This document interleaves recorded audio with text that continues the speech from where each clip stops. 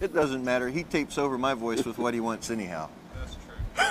I think, didn't I? I identified myself on the first film. Thibodeau over me here. It's the reverse speech part of it that really is. Okay, guys. Ready to go? And good day, I'm Ted Gunderson. I have a radio talk show out of the Amerinet Network, Tampa, Florida, 8 to 10 a.m. Pacific time, Monday through Friday. And last summer, the summer of 1997, I invited Chip Tatum to come on my show for a 2-hour interview. Well, ladies and gentlemen, that interview ended up 26 hours. And I had him back recently for another interview, another 20-some hour plus interview. This man is full of all kinds of information. And before I leave you and introduce you to Chip, let me just mention that my radio show can be heard on Galaxy One Transponder 17, 5.58 frequency wideband audio satellite. So today I have with me Chip Tatum. This man is unbelievable. 25 years, CIA Black Ops operator. Chip, welcome to a video which you and I are going to distribute. Tell the world about what went on behind the scenes in your Black Op operation. Thanks, Ted. Great to be here. Great to be here. Great to be here. Great to be here. Chip never could speak English too well. No, this guy's very intelligent and a good man, great American. I'm very proud to be a part of his, at least spreading the information out to help Chip any way that I can. And we have some books we're going to talk about later on, the Tatum Chronicles, and Nixon's Darkest Secret, I think is, yes, Nixon's Darkest Secret, which we will discuss. But before we go into the books, Chip, how did you become involved in working for the CIA? And I guess we have to go back to your Army training and Special Forces and so forth, right? Sure. I flunked a chemistry exam in the early 70s and ended up being drafted, receiving my draft notice. In lieu of going into the Army or another service, I didn't really want to go to Vietnam. So I joined the Air Force. I was promised that I could be an air traffic controller under their Project Guarantee.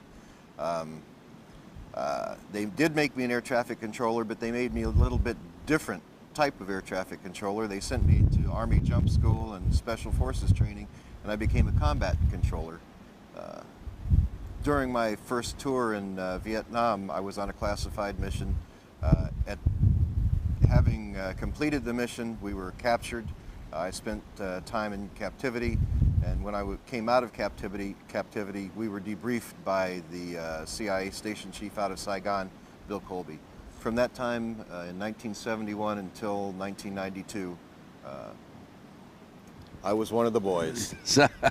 Okay, now Chip, you joined the Air Force so you could be a traffic controller, right? Air traffic controller.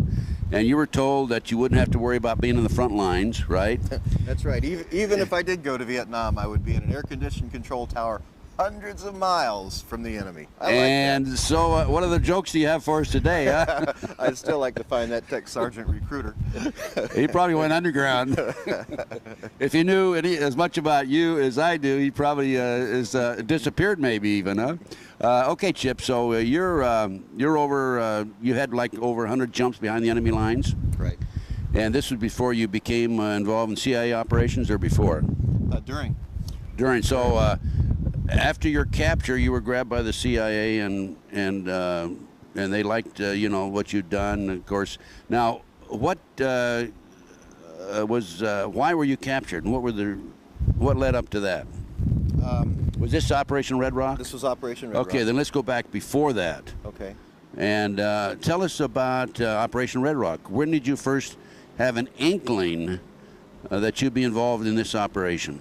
Well, excuse me, just a minute. Operation Red Rock is a code word, right? That's a code name for the particular mission that we were on. And they always have code names, right?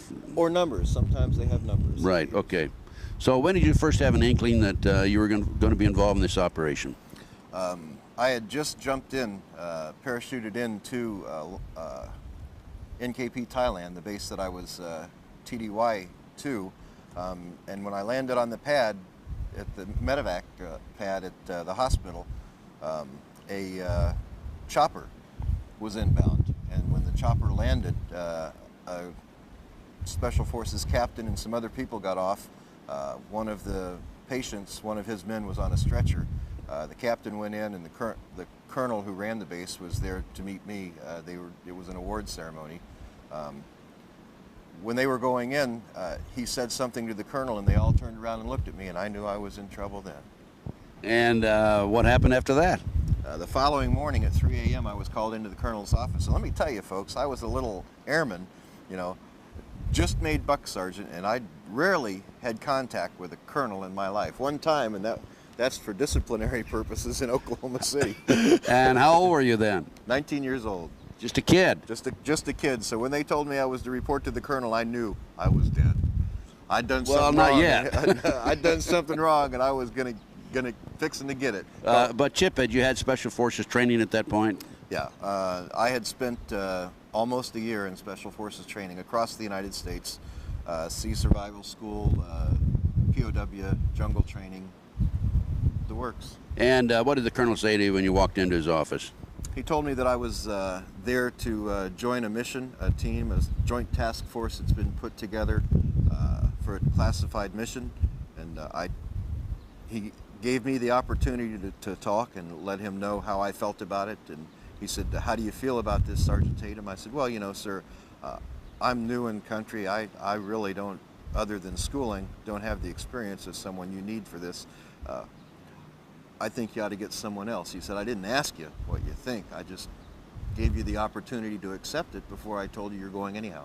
Okay, so you volunteered, in other words. He volunteered me. Yeah, right, okay.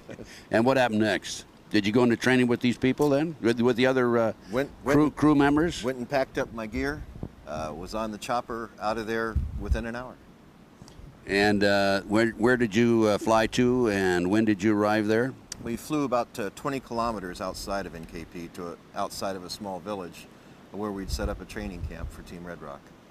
The person that I was replacing was their commo man. He had, on a jump, had broken his leg. And I was jump qualified, I was Special Forces qualified, so I was his replacement. And this was in Vietnam at the time? It was Thailand. In Thailand, okay. Right. And tell us about your training.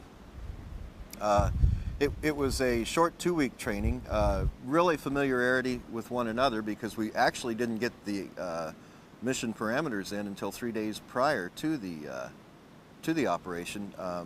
We were primarily set in place and worked in the community, seeking out Viet Cong along the border of Laos, so that we could get some tactical training. We also were working and trying to develop tandem jump techniques, because part of the mission, and we didn't understand why we had to learn tandem jumping. That's parachuting with 2 people until the actual mission brief. But we were trying to work out tandem jump techniques, and we did it. And how many people were in training with you at that point? All 13, just the 13 team members. Then we brought in, for each team member, there was a North Vietnamese sapper that was brought in to train with us. They were our prisoners, prisoner of wars that we had captured in battle. And these were the ones that were going to jump with you? These were the ones that we weren't sure why we were jumping with them and working with them. All we knew is that these were the men that we were going to be doing something with at that point. Did you know any of these other crew members before this? No, like I say, I was the only member of the Air Force, and I'd just been in the Air Force for a year, so no one. And did they know each other? No. And normally that's done for compartmentalization, especially when you're talking about a highly classified mission. The worst thing you can have is a group of good old boys, and there's a reason for that, you know. In special operations, you can't have the influence of a friendship.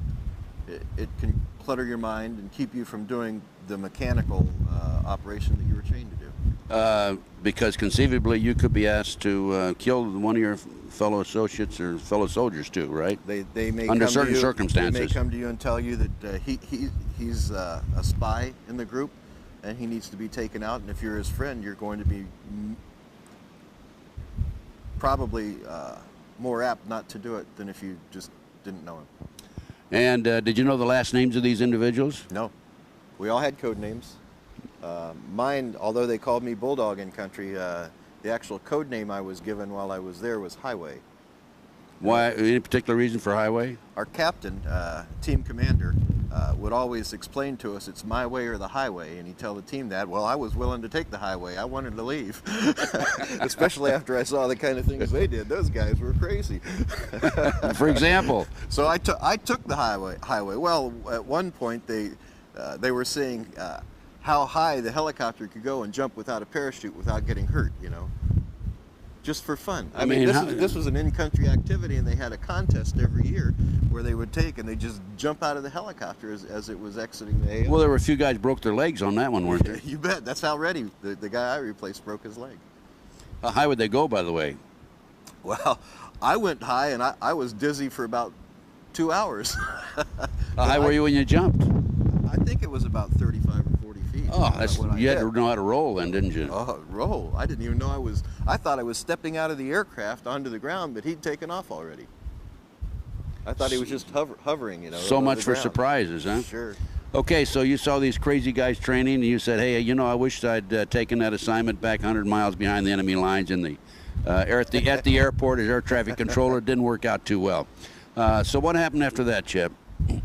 We were called back into Task Force Alpha. That was the intelligence entity.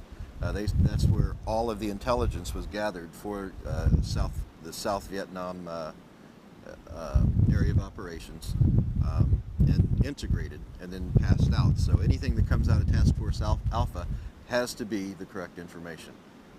Everyone accepts that as being authentic and on target for our intelligence.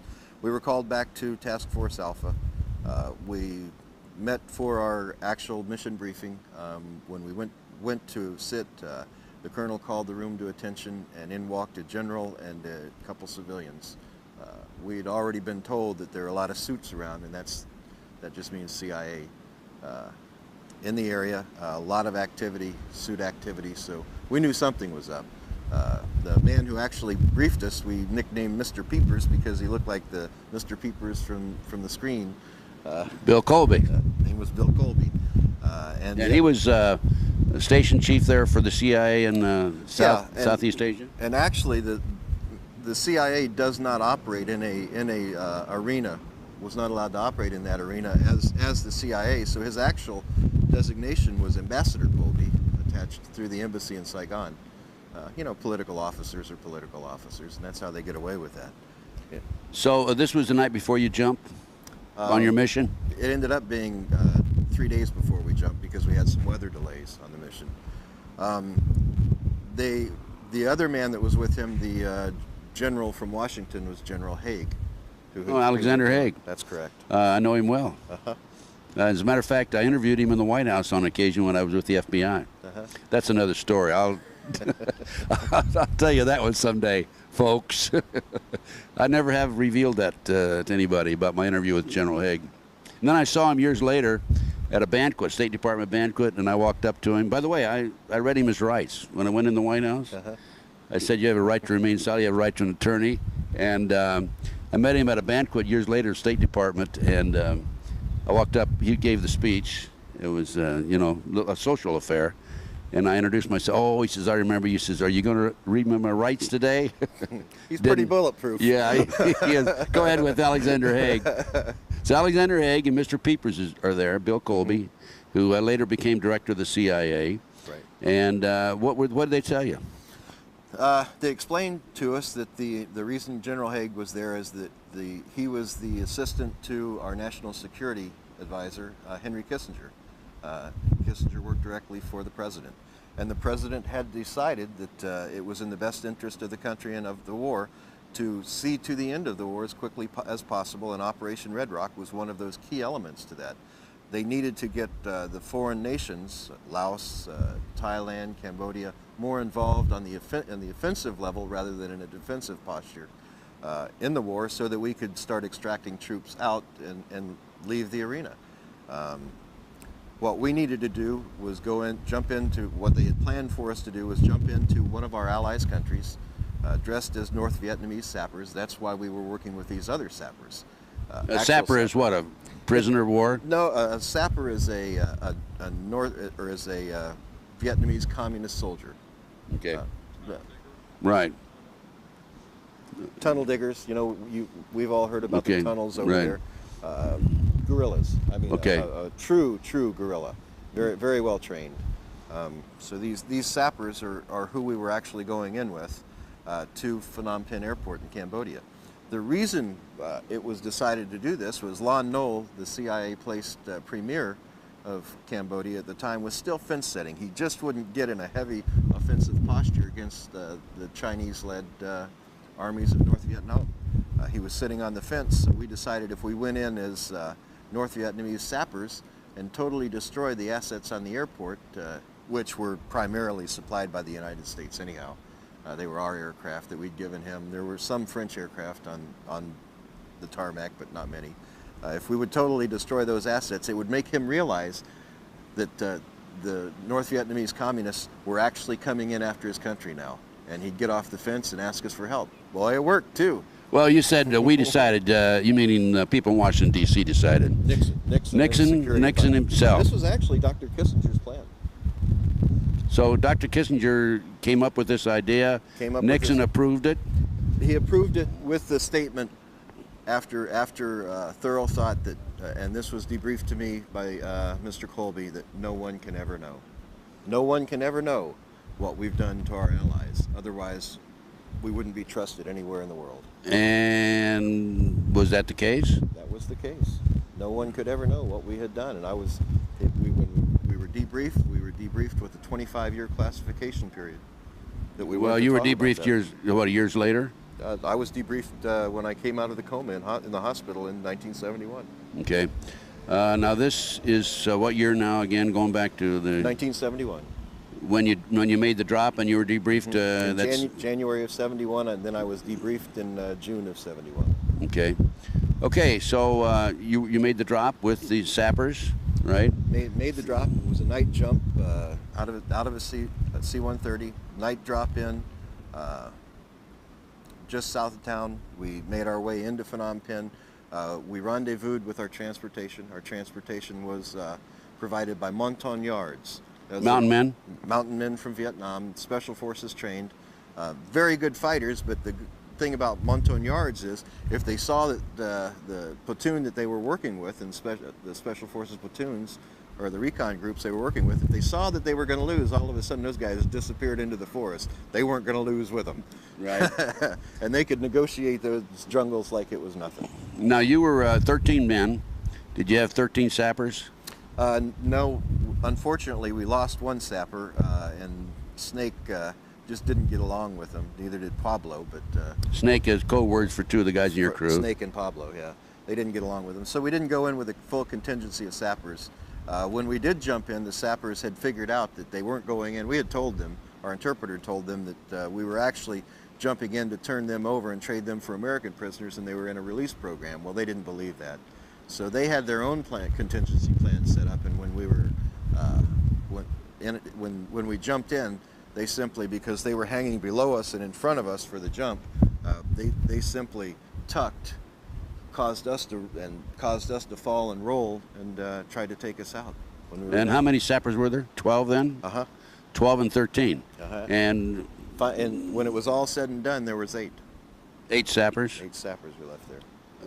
Few of them tried to escape and die as we traversed trying to get to our target. So 5 of them in total. No, 8. You had 4 of them then. Yeah, 4 of them with us. 4 of them died. 4 of them died right after you jumped. Right. Because they tried to overtake you. Now, what did you do with the others that were there that did survive? Well, we had to leave some evidence of who was providing the operation. We had to leave them on the airport. So we released them on the airport and gave them a fair chance to go, and then shot them. And in the meantime, did you commit your act of sabotage at the airport after that or before that? We had several different entry points into the airport. We came in the north side by the munitions dump. You know, when we talk about coming in the north side, we didn't realize that there were mines in this called a dead zone. And it was completely mined between the 2 fences, and we weren't briefed on that. So we immediately knew something was up, and we weren't we know now that we weren't to return and we were to be left there. Well, if you came in and you went through the minefield, you survived going in, right? I didn't go through the minefield. I came in the front door of the airport with the team. Okay. The ones that came in through the minefield, did they survive? Yes, the sapper didn't. Oh, I see. They sent a zapper out ahead of them? The sapper, when they figured out they were in a minefield, they let him go ahead to clear the mines. Okay. So you committed your act of sabotage. Yes. And what about ground forces at the airport, the other side? Well, it was a staged arena. The ground forces had been pulled away. There was minimum security, just a skeleton crew there. We ran across the skeleton crew of palace guards that had been there, confronted them, and had to take them out. And so was your act of sabotage quite all-inclusive, or was it just kind of a hit-and-miss situation just to let them know that so-called the North Vietnamese have been in there? No, it was fairly inclusive. We even had air support from pilots, whether flying North Vietnamese aircraft. They dropped some rounds on the airport so that we could ensure that the devastation was good enough to warrant Lon Nole's participation with us. And you've completed your mission. The sappers were eliminated. You left. How many survived coming out of there? There were 13. Every one of us. Every one of you survived. Every one of us walked out of that encampment. Weren't they worried about one of you going and being identified as an Anglo at the airport, even though you're dressed in North Vietnamese uniforms? And there was a contingency for that. We had what's called slap packs. It's a napalm-filled container that we could pour the napalm on the body and pop a magnesium grenade, whiskey peat, and burn their body right there. So they're not recognizable then. Sure. Yeah. Okay, you got out, and what happened after that? How'd you get out of there? The Montagnards, who were tasked with the transportation, we had a rendezvous point. We met, we exited the area of operation and started heading north out of town. We knew it was 15 to 25 miles to the northeast of town was our rendezvous point where we were to be picked up. But that, it's not like the interstates we have here. These are little roads. We had a first indication that something was wrong because our platoon sergeant, Pop, saw that we were going in a little bit of the wrong direction, and we never really turned to the northeast. And then the timing was off. All of a sudden they stopped, and it wasn't long enough to have gone 15 clicks to 20 clicks outside of town. So 15 kilometers, you went maybe, what, 5, 10? Maybe about 10 after we left the limits of town. Right, right. About so 10 you stopped, and what happened then? Well, we were in a large vegetable truck with canvas sides. It stopped, and the Montagnards got out, but all of a sudden we heard receivers click. They were loading their weapons. So Pop and my way, our team commander, moved around to the back of the truck. They each took out a grenade on each side and tossed the grenade up back toward the front of the truck on the ground. They didn't pull the pins, they just took the grenades out.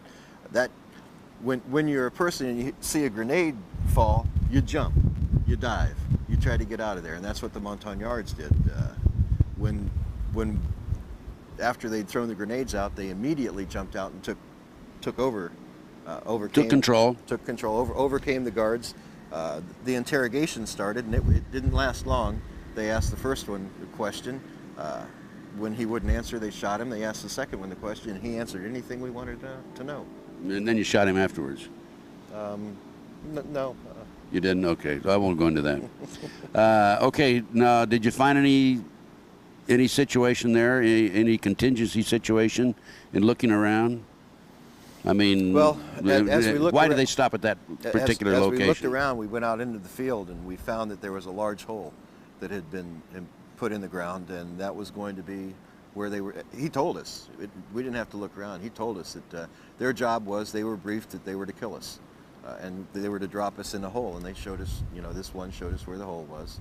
We actually used that as a command post area to call in aircraft for support, move the pickup zone from where it was to this new pickup zone. We spent some time through the day and into the evening waiting to be picked up. It was quite comprehensive what we had to go through, just to communicate out of the country and get an aircraft to come into a place that we weren't. You know, we contacted Moonbeam, which was our airborne command post in the area of operations on HF frequencies, high frequencies, and tried to get them to come in, and you know, the pilot said, well, you can't be there because we aren't there, you know, in Cambodia. And that has only recently, I guess in the past, 10 years or so, come out that, yeah, we really were in there. We really were operating in Cambodia. We really were operating in Laos. And these were classified arenas. So did you have an alternative plan in case something went wrong, that you would be picked up at a certain location there then? The plan that we had, My Way had thought early on, you know, things just, he'd been through a lot of these missions as a team commander. He and Pop had decided, well, things really don't seem as they are here. There's something wrong. And I guess anytime they knew that anytime you were working with suits, you better cover your tail, because they're not going to look out for your best interest. You have to look out for your own best interest. So they did leave contingency plans back at the base with trusted persons to try and pick us up. One of them being a friend of mine who was a chopper pilot. Another being a command post non-commissioned officer in charge of the command post. So, you know, contingency plans were there. However, you had to get messages to them to get those contingency plans in place, and that's what we were trying to do.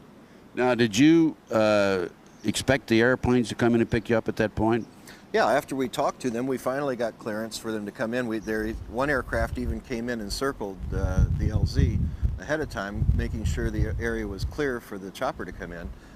Then the chopper came in, but from what I was briefed by Mr. Colby, as the chopper was coming in, the colonel who was involved with the operation from Task Force Alpha had caught on that we had a contingency and we were being extracted out of the area. He didn't want it to happen. He was promised a star if we didn't come back. Now, you're telling me you had your own contingency without the colonel knowing about it, and he found out about it? You bet. He found out about it. You are clever, aren't you? Not me. My Way and Pop, Ted. My Way and Pop. My Way and Pop. They were wonderful teachers. They could see ahead. And Pop has severe brain damage today from that. You still alive? Still alive, yes. And so Chip, you have this one location you were supposed to be picked up. Were you smart enough not to go and wait there? The original location or the original? No, we never went there. Okay. There's no way. You went to the new one. After that aircraft came in, when the chopper was inbound to us, we had decided that, well, here comes our aircraft, but they were contacted over radio. It was a rescue aircraft, a King aircraft coming in. They were contacted that there were actually sappers had taken over Team Red Rock. And remember, we were dressed as sappers. We didn't have any U.S. uniforms. If we had been caught in country, we'd been prosecuted as spies because that's against all international law. So here we were, dressed in sappers in a foreign country, talking to these aircraft. I was controlling them down. As a combat controller, that's my job, bringing them into the LZ because it was a very small area. Bringing them in, knowing that we're going to leave. I mean, my heart was pumping. The adrenaline was flowing. I was tired. I was hungry. But man, we're getting out of here.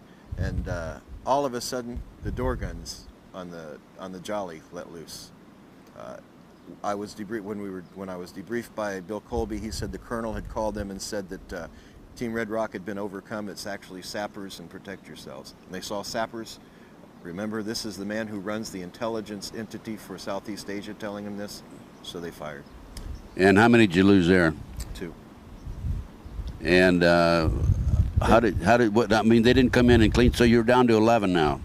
Down to 11. They actually had called in. We lost 2 men, and but we had to return fire on the aircraft, shooting out the rear of the aircraft rather than shooting at the pilots because we didn't want to hurt our own guys. You know, Did the plane go down? No.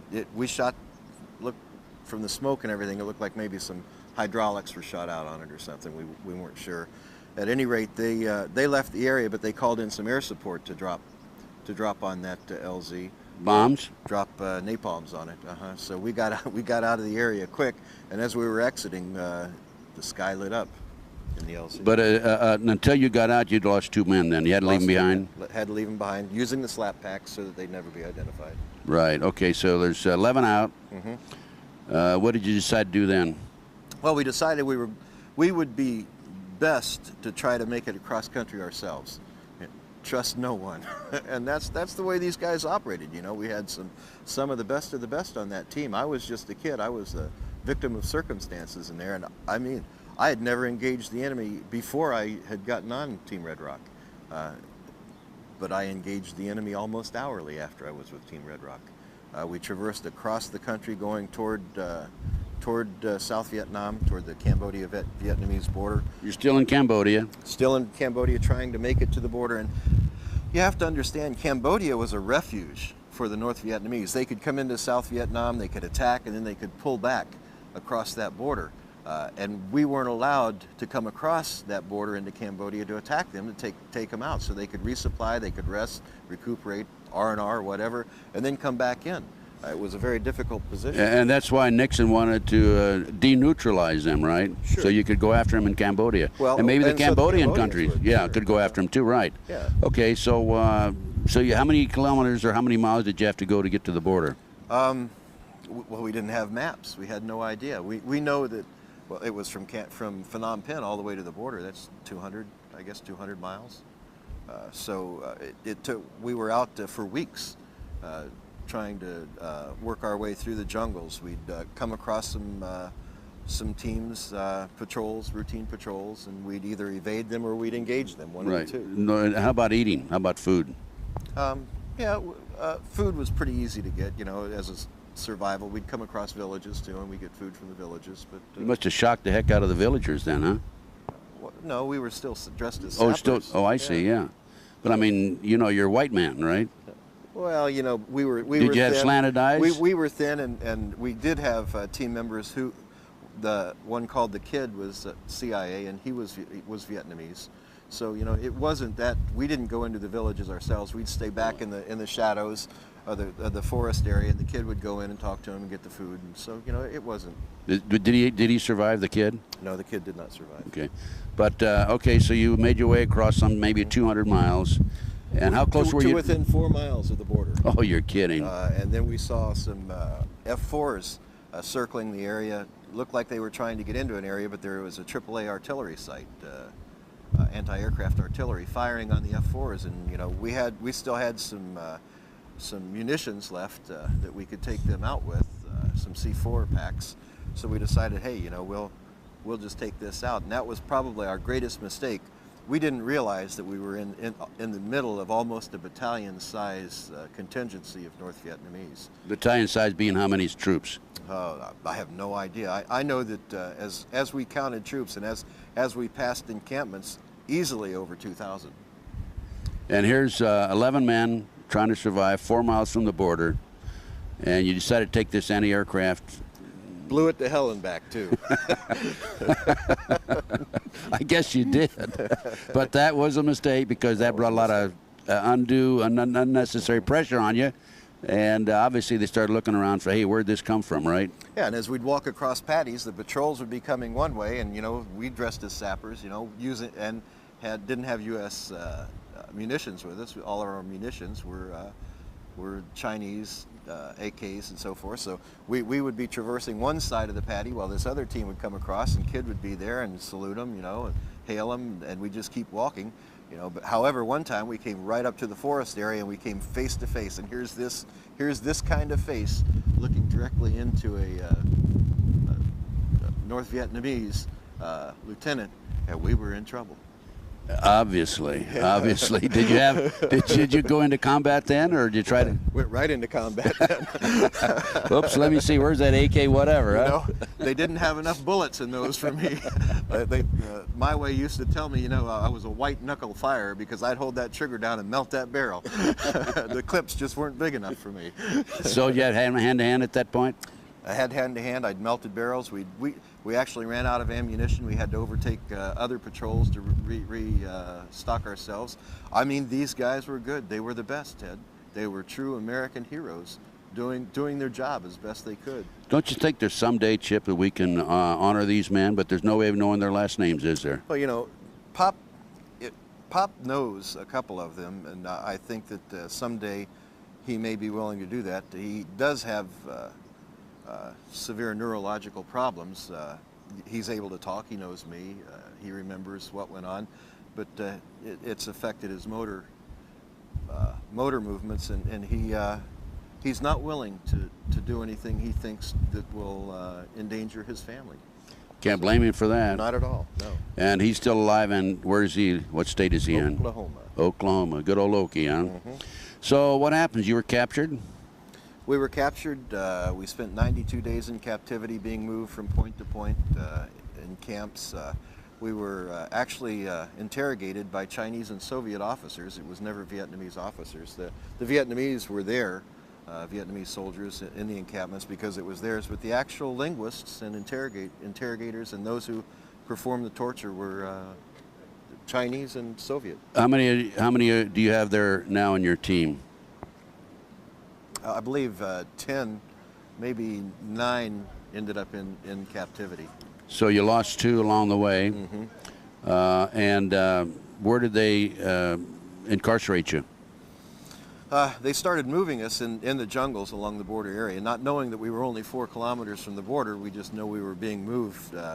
We were incarcerated in one small encampment, then we were moved to a larger encampment, and this had been used in the past, you could tell, because they had cages set up in a semicircular area, and they had 3 posts set up, and they took 2 of us immediately. They stripped us of our clothing, broke this foot, my right foot, so that we couldn't try to escape.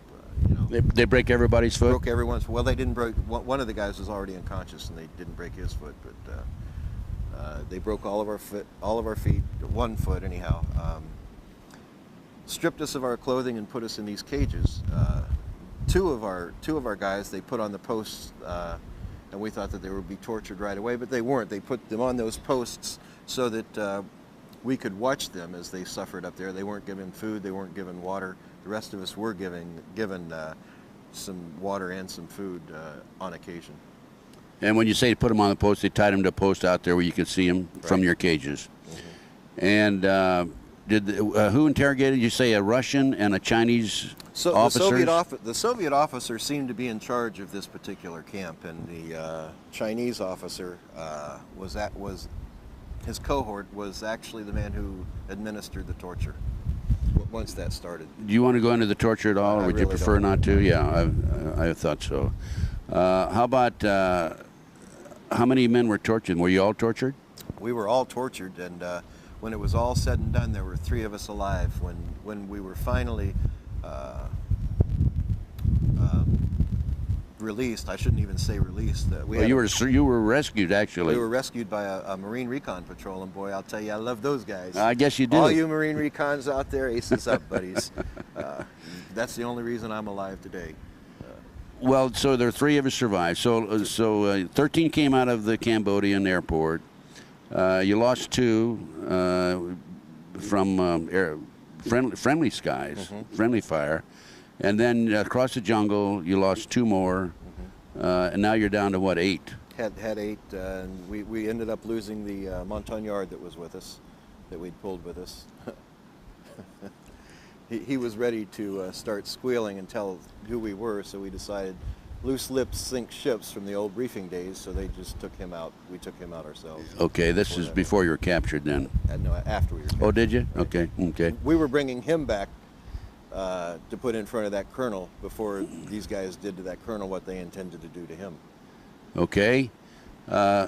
So can I mention the colonel that you had a medal on his, a religious medal on his? Our captain. A captain had a religious medal on his around his neck. Had a St. Christopher medal. I think that's right. I'm not sure, the medal of travel Catholic, or something yes. like that. And they just, if I can mention this, just one thing. One of the tortures that they did was skin him alive, right? Skinned him alive. Right. In front of the rest of you. Put him in a configuration like a cross as a Christian, and skinned him alive in front of us. Held knives and bayonets to our temples. Required us to watch it. If we closed our eyes or tried to turn our heads, they'd start pushing in. God have mercy on his soul. Tragic.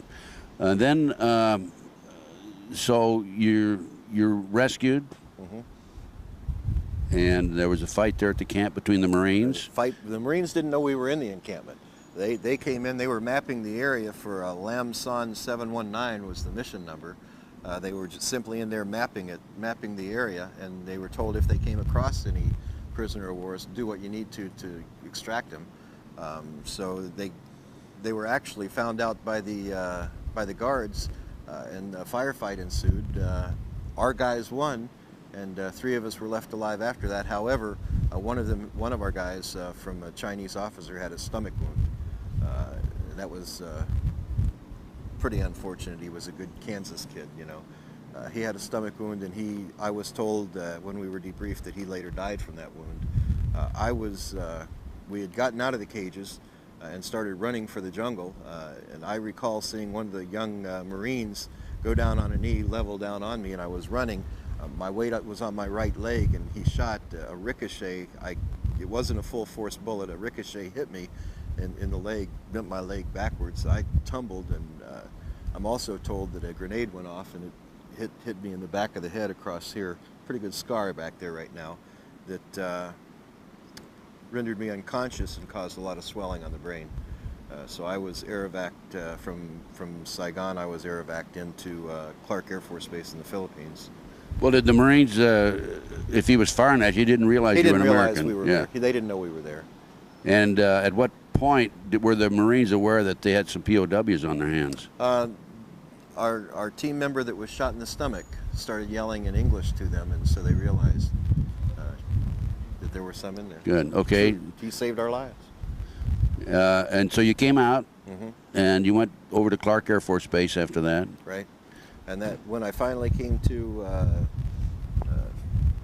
later, within 3 days, that man from Saigon, Bill Colby, was there to debrief me. And at that point, he told me that I have 2 choices. I can work directly for the CIA, or I can stay with the military, which I've had such great experiences with at that point, and work under the operational control of the CIA. Well, you know, honestly, I figured, hey, you know, I've got this tour in Vietnam. I can stay in the States now. I never have to come back. I said, okay, I'll stay in the military, because with the CIA, I know I could go anywhere, you know. But I had a government commitment still, so I said, I'll stay with the Air Force. You guys can control my assignments. Little did I know that I'd spend more years back in that arena, working later for a company called Air America.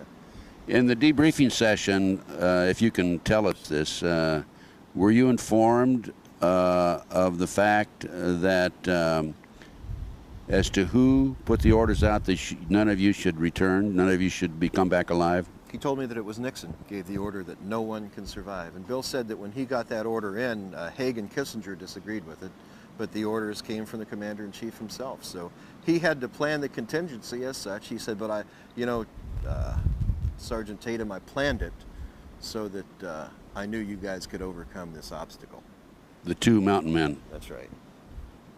But we just didn't have a contingency for the rest of it. Nothing you can do. When you have a United States Army colonel and United States Air Force colonel both become traitors to their country. Where are these colonels today? I don't know. Okay. So much for that question. That's the safe answer. I wouldn't put money on that one. Okay. Anyway, so be it. Let's leave that as is. You come back, you go to work for the Air Force on a contingency plan to also work with the CIA, right? Operational control. All my orders at that point would be controlled by the Central Intelligence Agency. They would work through... actually, the position that they used to work to gain movements, as I would receive orders and see who signed the orders, was a person who would be seated as the Deputy Director of Intelligence to the Joint Chiefs of Staff. And most of the orders that I have, you'll see, I have, they may be in there, one of them may be in there. You'll see that this person is the person who would sign those orders through the years and actually move me from one place to another.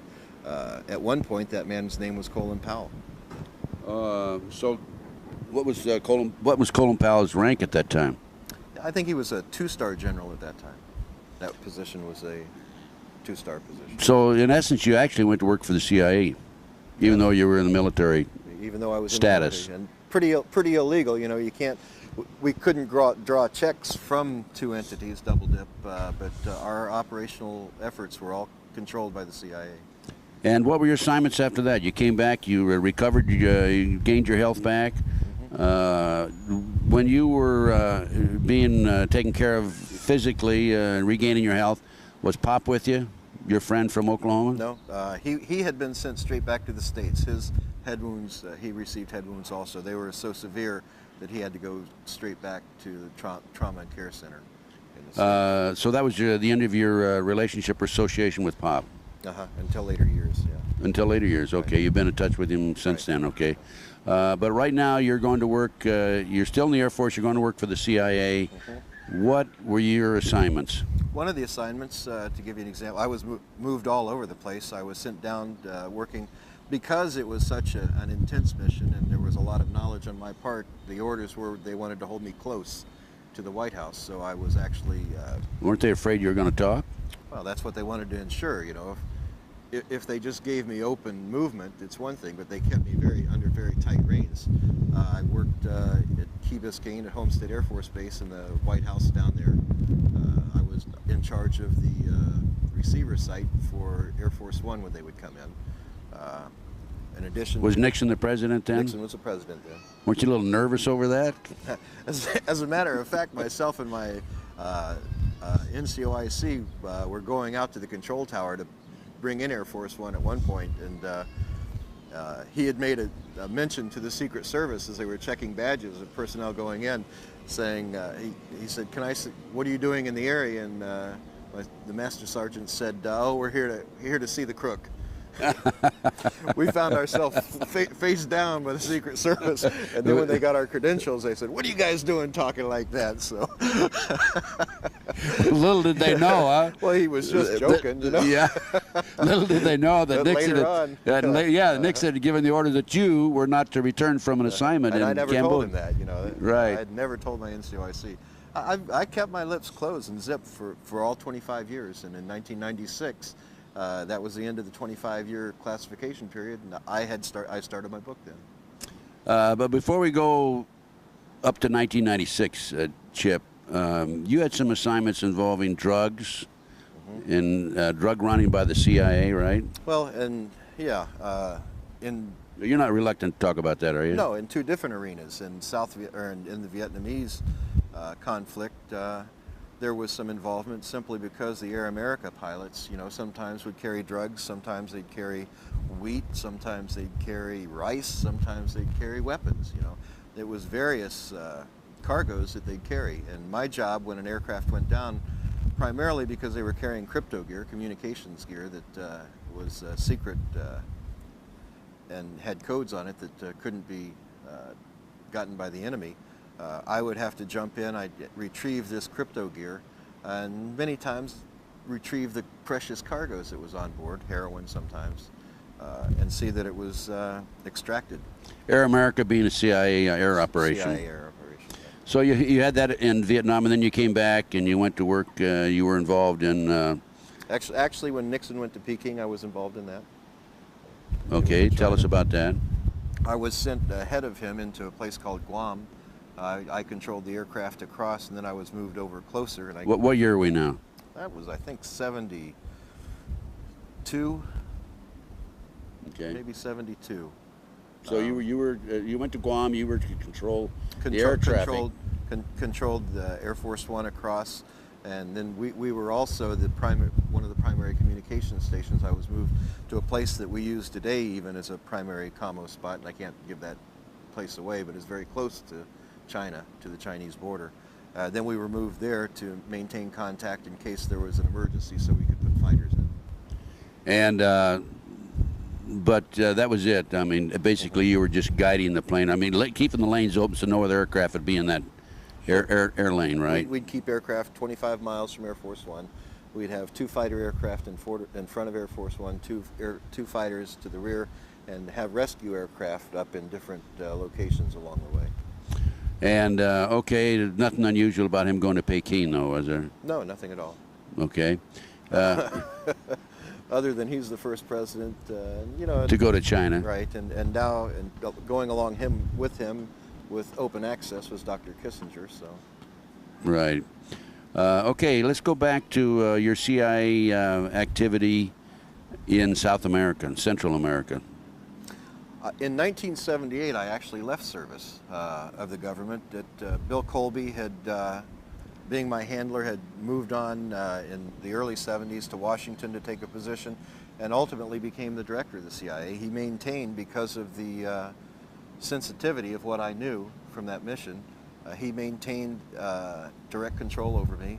And when he passed the baton on to the new director of the CIA, that new director called me back out of the field. I was in Yugoslavia at the time. Colby debriefed me, and Mr. Bush rebriefed me. And he was explained during the briefing and debriefing that I was loyal, I was a good man, and anything he needed, I was a trusted entity, and he could count on me. I had no problems with that. Bush was head of the CIA at that time, and he personally debriefed you? He personally in-briefed me as his personal... In-briefed me, yeah, right. Mm-hmm. As one of his personal assets. Right. So that was my first contact with the man who would someday become president. Bill had become a good friend, Colby, through the years, and worked with me, trained me, taught me the ropes, and he told me, he said, Chip, you do have some enemies in Washington. You know that Haig and Kissinger are very powerful men. Nixon's a very powerful man. You need to be sure that maybe you need to leave government service. You don't have me up here to protect you any longer. So I did. In '78 I left. I relocated to Colorado, started my family, got married, relocated to Colorado, started a little sandwich shop, and I was in the sandwich shop one day, and in walked these two guys with sunglasses and... Suits again.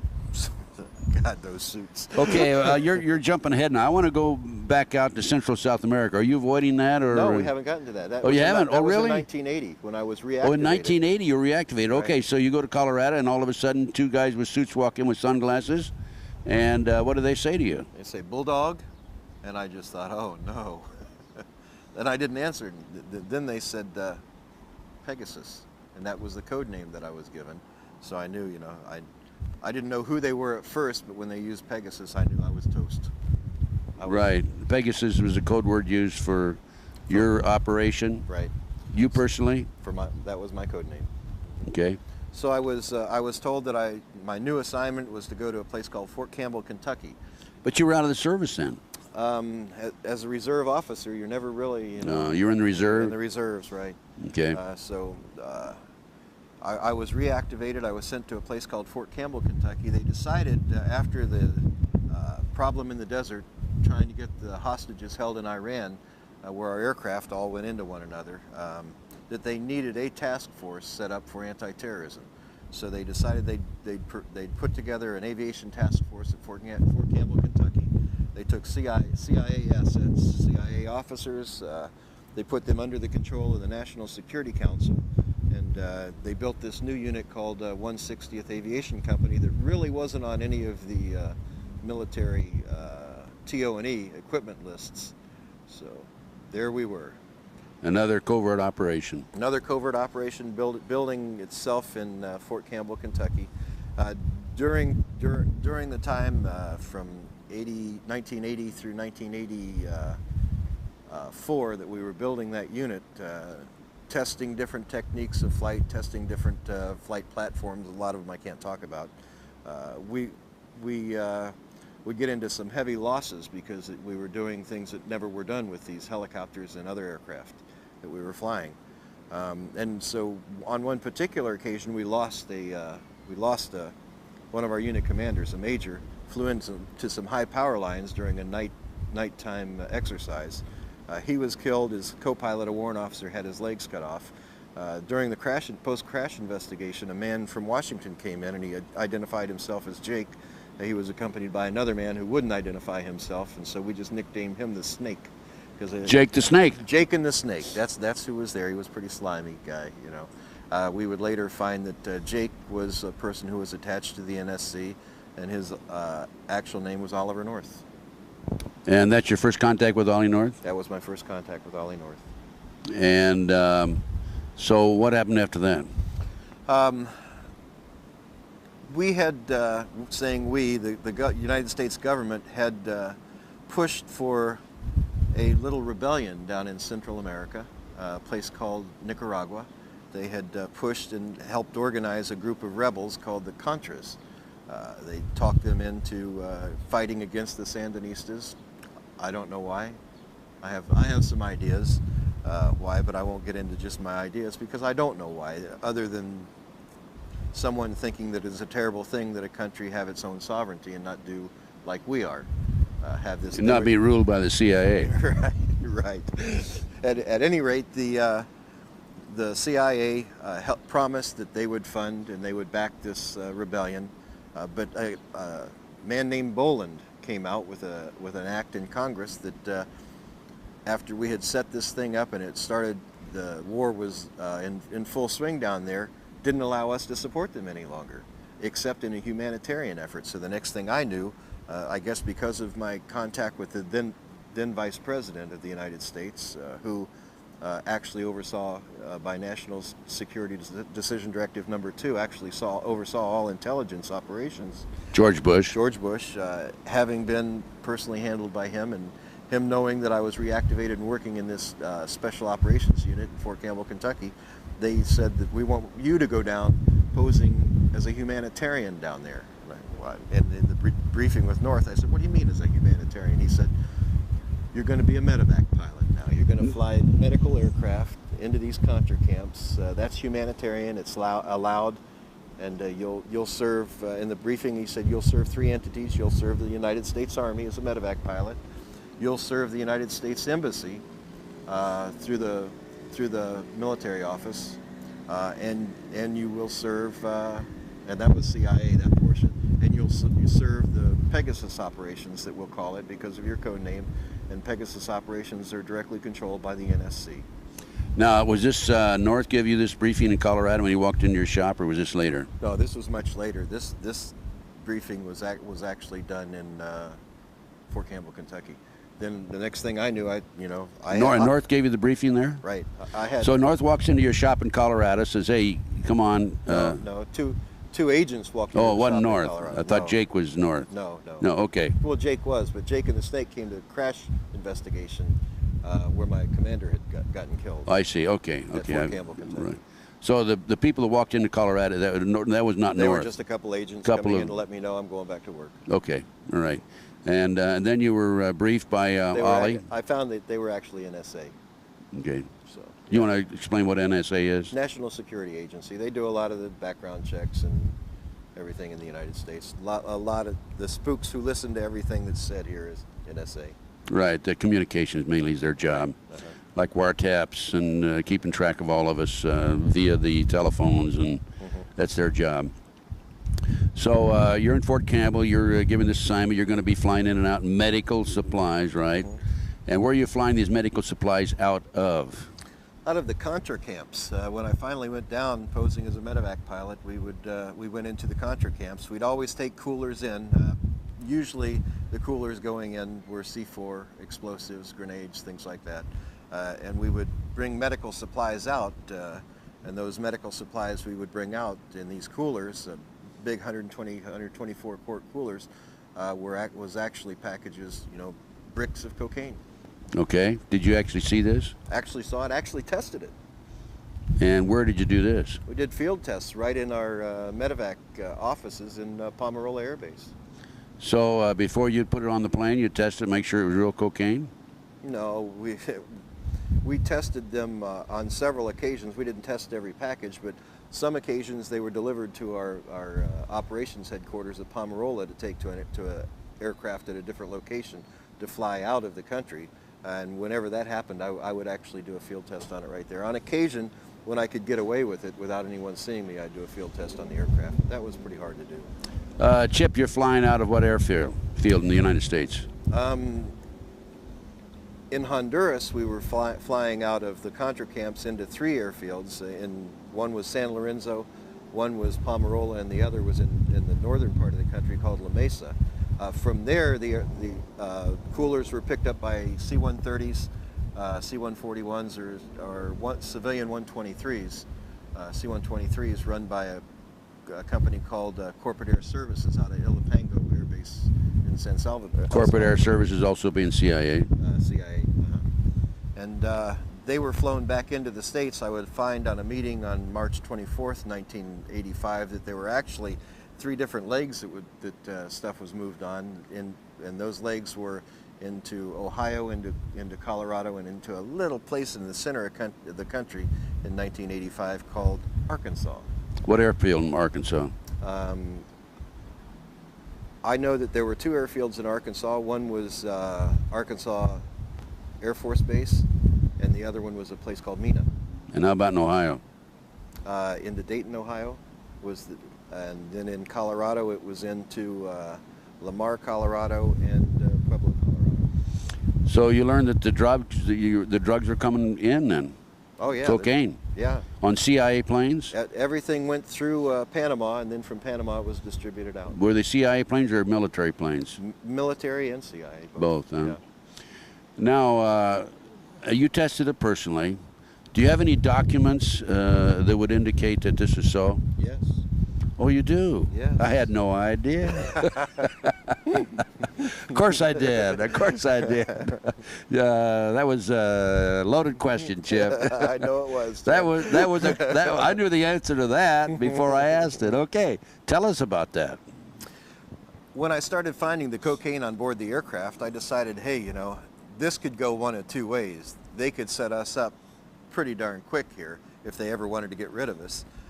Because of our knowledge, and especially because of my knowledge, because Bill had told me, Chip, watch your butt, buddy. You have some real enemies here in Washington. So what I did is we would be required to file flight plans when we'd leave Pomerola Air Base, where we're based out of in Honduras. We'd file flight plans, and when we'd come back, I'd go to base operations and write on the back of that flight plan what we found, where we took it, who was on board the aircraft, and what went on during the flight. Basically, I debrief right on the back of flight plans. When a trusted Honduran official, who happened to be the brother of the Honduran Army Chief of Staff, saw what I was doing, he said, "We're going to keep these, in a safe place. This is our insurance, Chip." I said, "Oh, okay." And those notes are available in, right? Tatum Chronicles. In the Tatum Chronicles. I'm sorry, those notes are available in the Tatum Chronicles.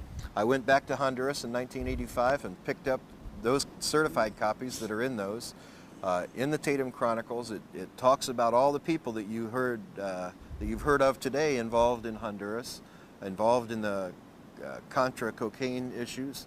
Not only that, it also talks about persons before it even happened, because these are certified copies that were sealed in 1985 by Honduran officials. It talks about people who needed to be neutralized and assassinated, and who later were killed.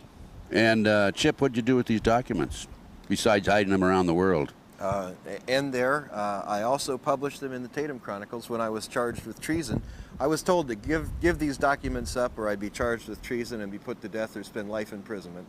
So I called the Secret Service officers that came in and told me that were tasked to tell me this by the president, and I called them in and I said, "Okay, boys, I've got the documents for you. Come get them." In the meantime, we published this, sent it to the White House Library, sent it to the White House, to James Dorskin is his name, the personal assistant to the president, Clinton, sent it to Mr. Bush, sent it to others involved, and to Capitol Hill. And then I gave these guys the copy, the Secret Service agents, and they said, "You just signed your death warrant." I said, "Kill me, boys.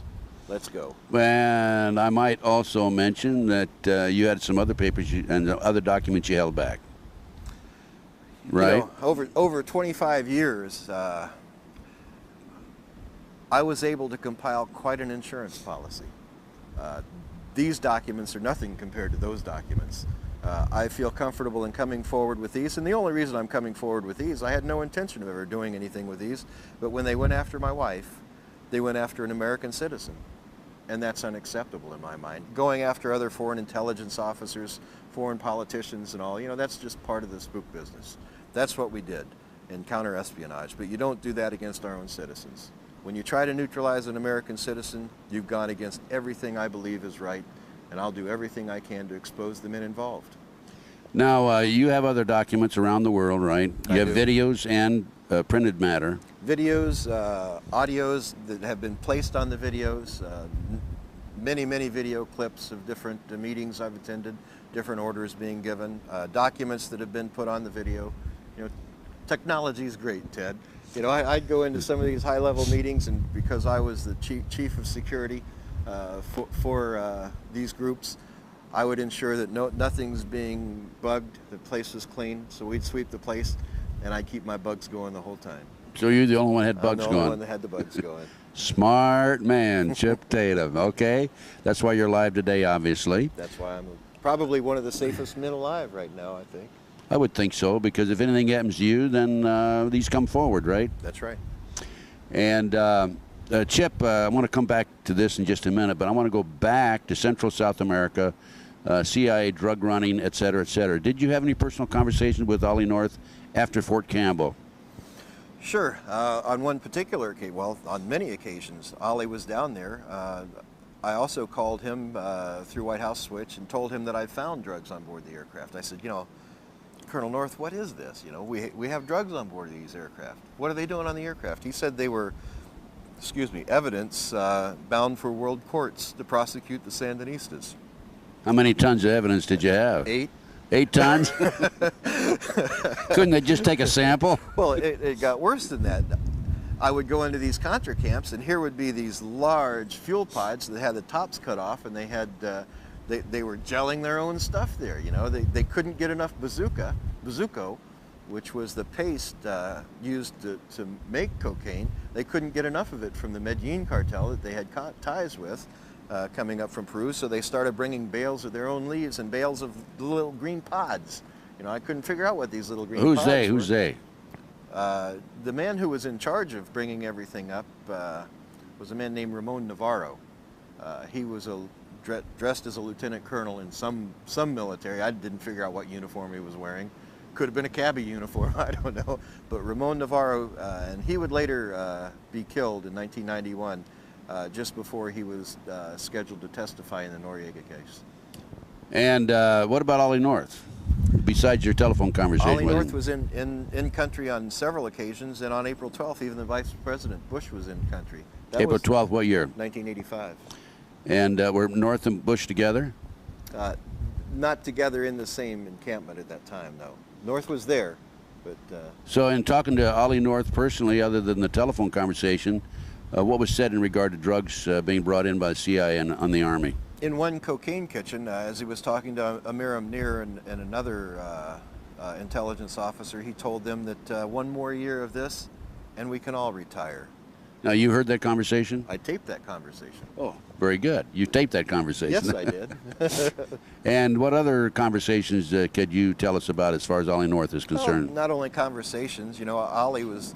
He loved to be the center of attention, so one particular occasion we had him standing at a cocaine press trying to pressing the bricks.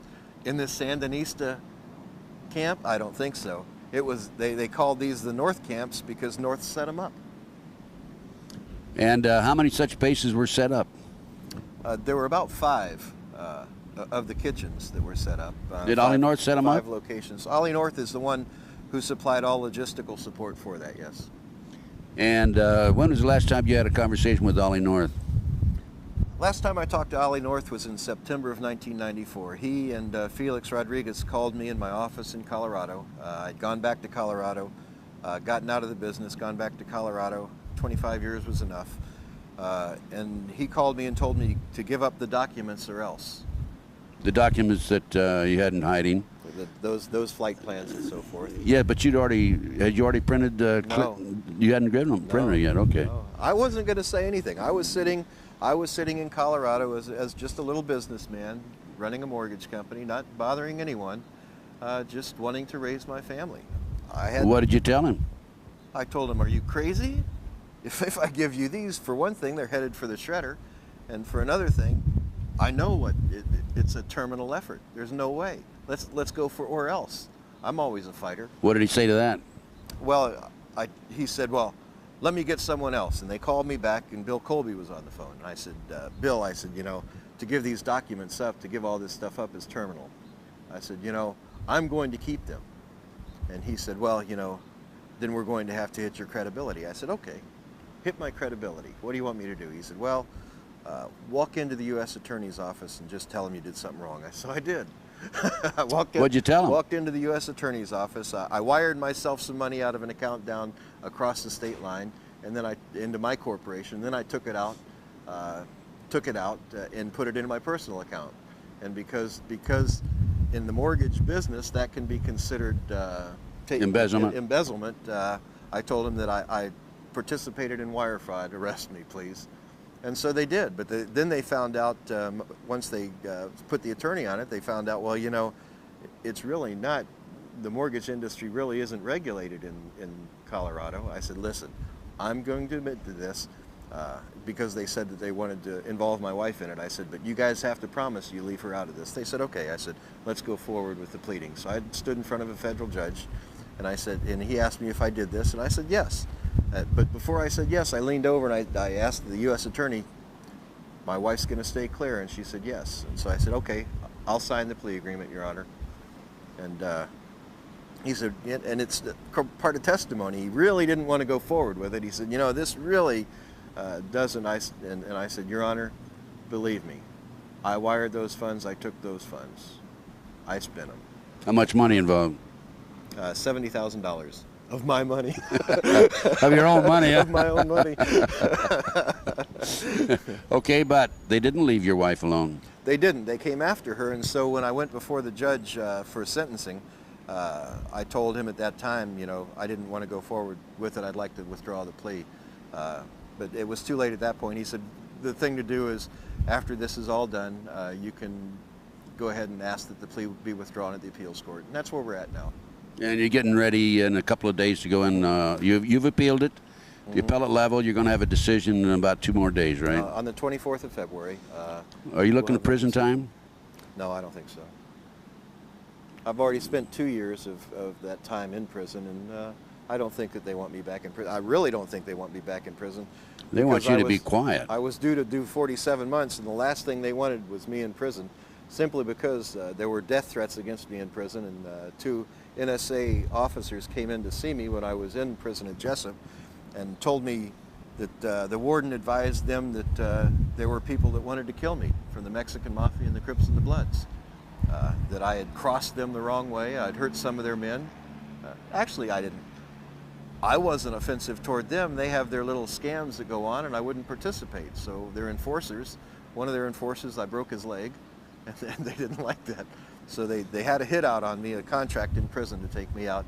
And the NSA came in and said, you can't allow this to happen. If you're killed, those tapes will come forward. And I said, that's right. And they said, well, you got to give us the tapes. I said, kids, are you crazy? And it's unbelievable. They send such young kids in. At least they could send somebody mature, you know, that I would have a little respect for. But they send them young and dumb. That's the way they do it. Well, there's 2 factions in the CIA, I understand now. The graybeards and what do they call the other faction? The snot-nosed Bush kids? Yeah, that's it.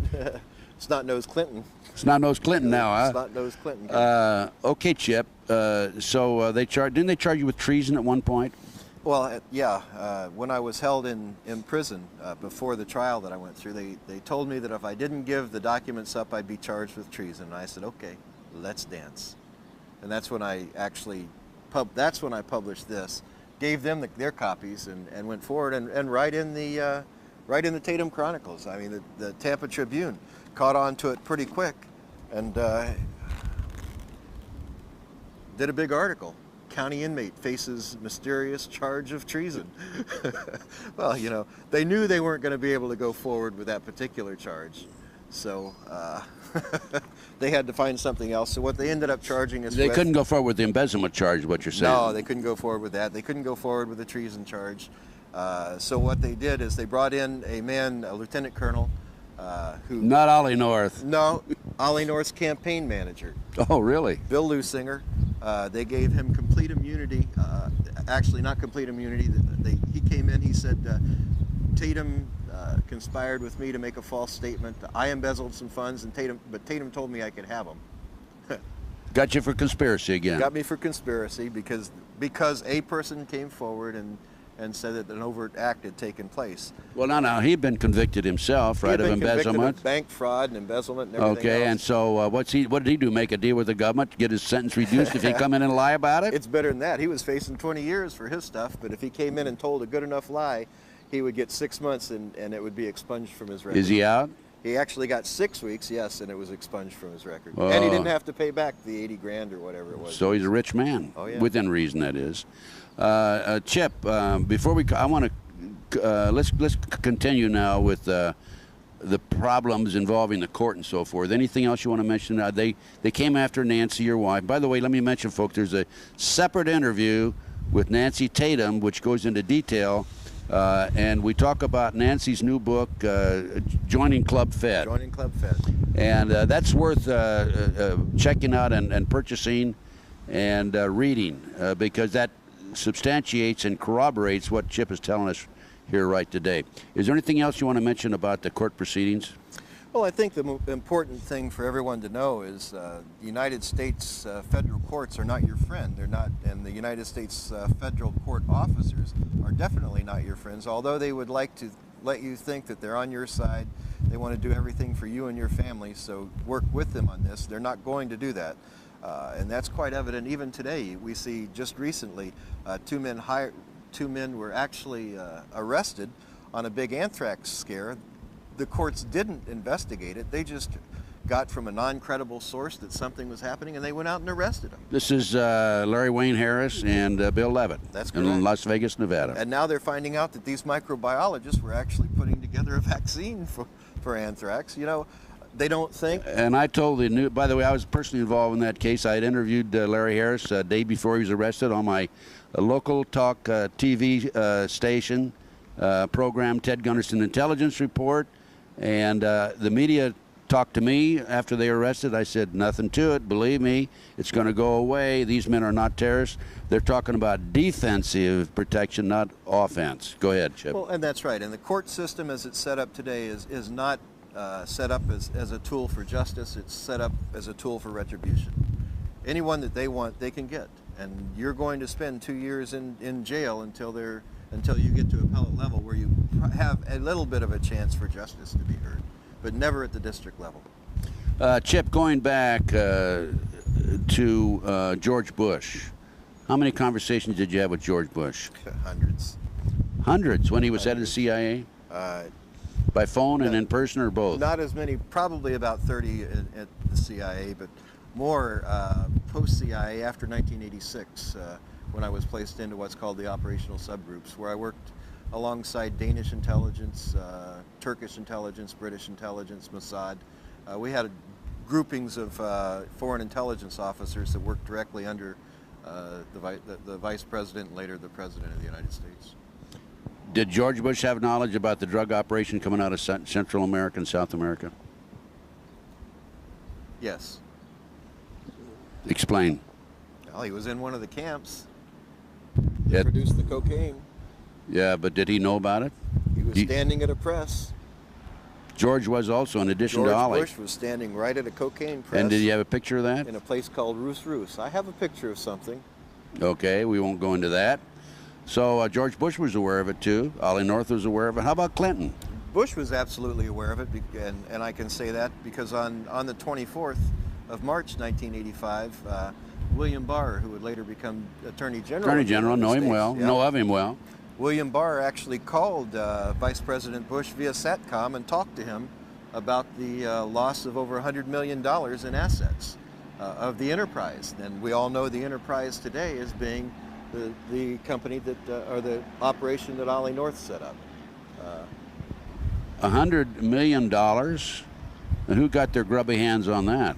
It was decided that there were three entities involved, not one particular person, but Noriega had involvement, that Barry Seal had involvement, and that the governor of Arkansas, who was involved in it at the time, Bill Clinton, had involvement in it.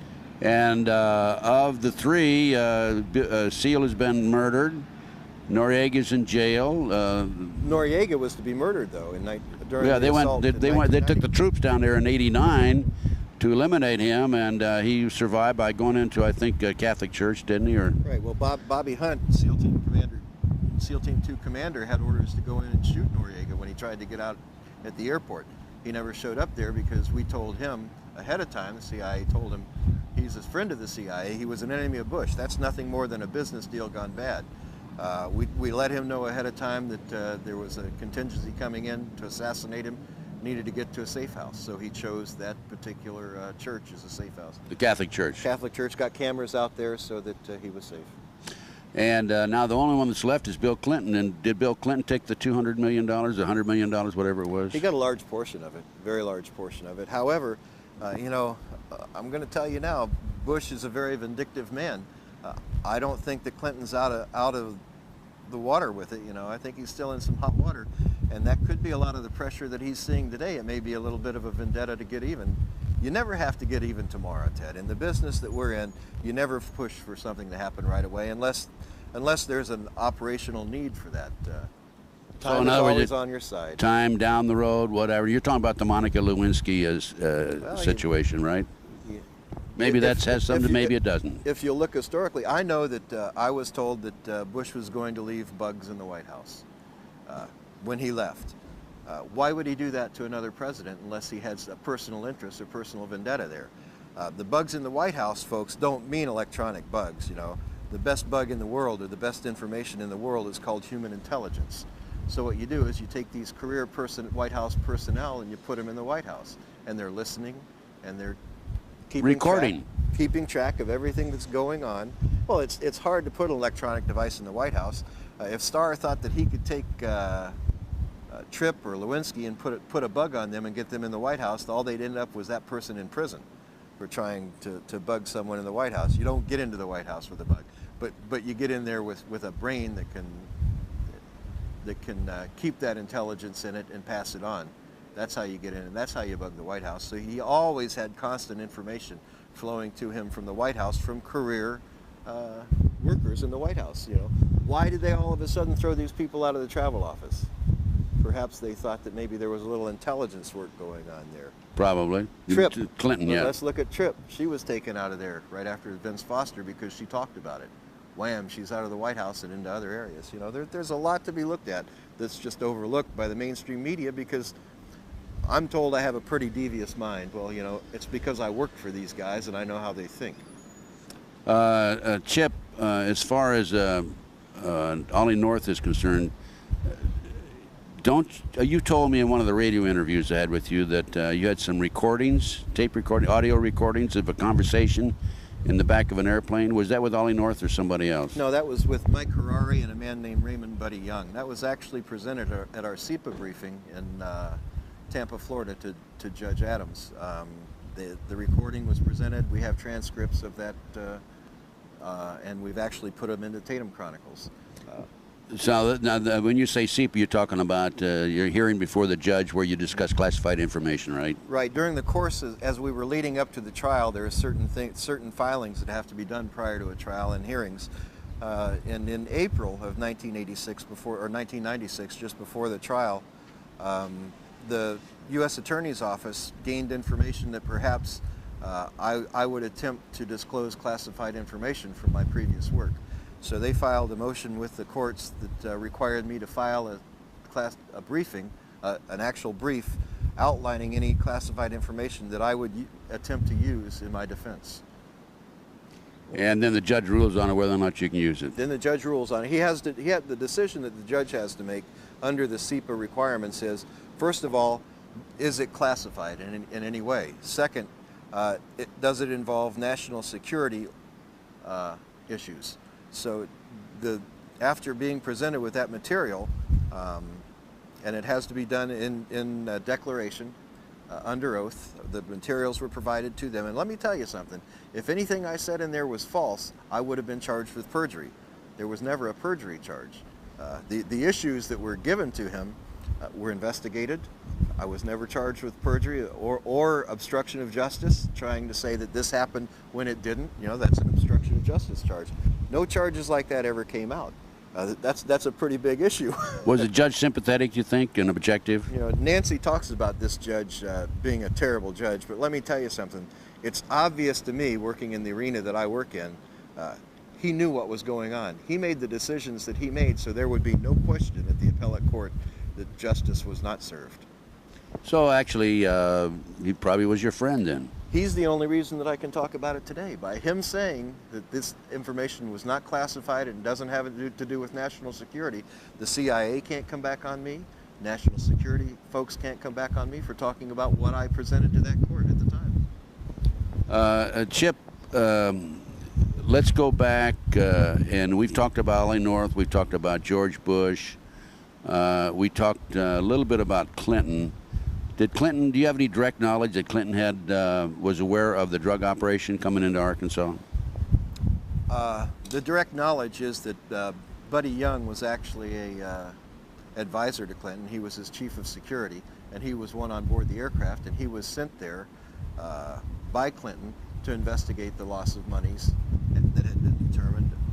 Additional direct knowledge comes in the fact that one of the people called by Barr was the governor of Arkansas on that SATCOM. He called North, he called the vice president on this 24th of March conversation, and he called the governor of Arkansas and talked to him. So, and governor of Arkansas then was William Jefferson Clinton. So they were talking about the enterprise, about the lost monies. And additionally, in earlier years, and when I was at Fort Campbell, Kentucky, I actually flew several missions carrying medical coolers again with money and drugs in it into Arkansas. Out of where, Fort Campbell? Out of Fort Campbell. It was delivered to us by the 324th Med Battalion. Out of the South America? Out of South America. They were operating in the South America in Honduras. It was flown by C-130 to Fort Campbell. It was marked medical supplies. Donor organs, this particular one was marked. And we were advised to give it to Dr. Lassiter at Little Rock Air Force Base. So we flew it to Little Rock Air Force Base. I opened the coolers. I don't fly a cooler without opening it. I don't fly anything without opening it. Let me tell you why I don't fly coolers without opening them. I was told by Colby earlier that Torrijos died simply because they put a cooler marked donor organs on his aircraft that blew up in flight. So whenever I see a cooler, I open that cooler. And what did you find in the cooler? We found a large sum of money and 3 kilos of cocaine in one cooler. In the other cooler, we found all cocaine. Those 2 coolers were picked up by Dr. Lassiter, who actually ended up being, as we found out in later years, a man named Dan Lassiter, who was convicted for trafficking cocaine in Arkansas. However, he was pardoned by the then governor of Arkansas, Bill Clinton.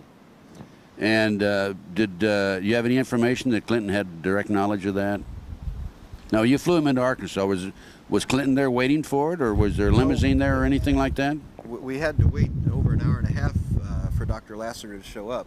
But when he finally showed up, he showed up in an entourage of vehicles. There was a van, there was a stretch limo, and an unmarked police car. In the coming out of the stretch limo, Dr. Lassiter came forward. He had 2 people with him. One stayed at the car and one came over. He introduced the one that walked over to the aircraft to pick up the coolers as the governor of Arkansas. And the governor of Arkansas extended his hand, and that's the first time I shook the hand of William Jefferson Clinton. He wanted to let me know that the people of Arkansas appreciated me bringing those donor organs. Because he didn't know you'd looked into them. He didn't know I looked into it. Do you have that in your book? Yes, I do. Yeah, that's in, again, the Tatum Chronicles, right? Okay, Chip. Now, what about the truth serum, truth drugs that the CIA uses? We need to talk about that. Sure. People can be alert for it. You know, I talked a little bit about in those containers down in South America, the processing that was done, and during the processing of cocaine, there were these little green pod-like things. I would later find out, working on the international side, that these little pods came from the nightshade family. They were used to produce a chemical called a form of what's called scopolamine, but it's a much stronger potion than what is commercially made. This stuff's made from the orange blossoming trumpet from the nightshade family, and we use it. We nicknamed it. It's called Burudenga, the voodoo drug. We use that to drug a target. We can put them under our complete power with a properly induced drug. They'll do whatever we ask them to do, and when the drug wears off, they won't remember anything that went on during the drugging. Used quite extensively. Used quite extensively. Used quite extensively, yeah. You know, every time I hear of an instance, to give you an example where an assassination is committed and someone comes forward and on the political side, now not just in a small town, but on the political side when there are political assassinations like Rabin. I was in prison at the time, but there's no doubt in my mind that was a Burudenga assassination. This kid apparently shot Rabin, went in and admitted to shooting him, and then 3 days later said he doesn't remember shooting him. He didn't remember ever signing any statement saying that that's Burudenga. You see that quite regularly, really. Oh yeah, don't you? And it's actually becoming epidemic proportions. We've used it for years in the CIA, but now it's out in the general populace. And in Colombia, a lot of the gangs have it now, have access to it, and they're using it to rob people of their bank accounts. And I mean, a guy will get hit with Burudenga, given a Coke that has Burudenga in it, take a drink of it, and next thing he knows, his bank account is empty, and he'd given it to this one of these drug gangs. And they give him instructions, tell him what to do, he does it, and then 3 days later he doesn't remember. They'll do anything. They'll shoot a person, they'll shoot themselves. They'll do anything you tell them to do. What about drugs that the CIA uses to induce heart attacks and death? Those are usually two-part poisons, compounds, so that they're not connected to a poison. We can, to ensure that a person gets the first portion, we've gone in and, like in an embassy, in one part of the world, we would put it in a punch so that most of the people are dosed with the first part of the compound, and then you have about 3 weeks before the second part of the compound has to be given to the target, and then that's the first gets into the muscles and in the heart, and it'll show up only as a compound. Once the second comes in, it'll show up in the blood only as a compound, but it actually induces a heart attack. People actually die of a heart attack, and that's why the coroners always report these as heart attacks, because it's really a heart attack, and there's no poison that shows up. It would only be a compound in the body. Chip, is there any other particular areas you'd like to discuss before we conclude the interview? I don't think so, Ted. I think we covered it pretty well. We have said quite a bit. There was one other area I want to ask you about in conclusion then. What about Jupiter Island and the New World Order plans? In the 1980s and 1990s, I was tasked under the Terrorist Incident Working Group to a unit called the Operational Subgroups. Many of our meetings in 89, 90, 91 were held in southeast Florida on Jupiter Island, in a briefing in a home of an affluent woman, and we held our briefings there. Those briefings would normally follow the G7 conferences and summits, and the reason it would normally follow that is because at that time, remember I said we were working as an international group, not necessarily just U.S. Intelligence officers. Under this international plan, they were looking toward doing a master plan for the whole world. You know, even as a community, as your community has a development plan to help develop the community into a better place, these people have their plans to develop the world into a better place. And I would sit in meetings and they would come to us and say, well, you know, we have a problem in this arena. We have a very uncooperative government, say in France. We need to do something there. So it would be tasked over to the operations and plans section of the operational subgroups to come up with a plan on what to do. So we would go into our planning phase. We'd look into say France and decide, well, you know, the president in France just isn't cooperating here. You know, he's kind of a loose cannon. What can we do? Well, let's do a little counterintelligence work, incite some riots or something like that. And that's what we did to help neutralize these countries and these leaders. Sometimes we'd go into a country and wipe out that leader's bank account and let him know, you know, But you had the power to do that. Sure we had. Well, didn't you have a situation in Central or South America where the leader of the country was not cooperating, and he thumbed his nose basically at the CIA, U.S. government, and you said, well, within 2 weeks, your brother or one of your relatives would be eliminated? Is that true? Daniel Ortega, the president of Nicaragua. We didn't have to pose that whole war down there to get him to have elections. All we needed to do was neutralize him. And we knew that all along. We went in, we told Ortega, you're going to hold free elections within, and you need to announce that. He said, well, I'm not going to do it. So our emissary came back and told us he's not going to do it. We sent him back down. Once it was given to the subgroups, we sent him down and told him to tell Rafael, or tell him that Rafael's going to die in 2 weeks. Rafael was who? His second cousin. Okay. Good friend of his, one of his best friends. And so he put thousands, he put him in a compound, was protected by a large contingency of troops. But on the day that we told him he would die, he died. Do you want to say how he died? Rocket fire. In a car? Well, no, in the compound. It was rocket fire, but we also had people on the ground there too. So whether it was rocket fire, whether it was a bullet to the head, you know. Well, now Jupiter. There wasn't enough left to tell. Unfortunately, now Jupiter Island. Who were? Let me qualify. Okay. Within 2 weeks, Ortega announced that there would be free elections in that country because he was next. Right, and you told him that. We told him. How about going back to Jupiter Island? Who attended these meetings at Jupiter Island? Had quite a few big names in those, and I'll talk about a couple of those, but I won't go beyond that because I like talking. I like breathing. I like eating. No matter how good my insurance is, I know that there's some people you never talk about. Right. So I won't. George Bush was one who would normally attend those meetings, if not personally, at least through teleconferencing. An additional member that was always there was the man who still commanded me in these operations and who actually recruited me into black operations. His name was Bill Colby. Who's now dead? Who's now dead.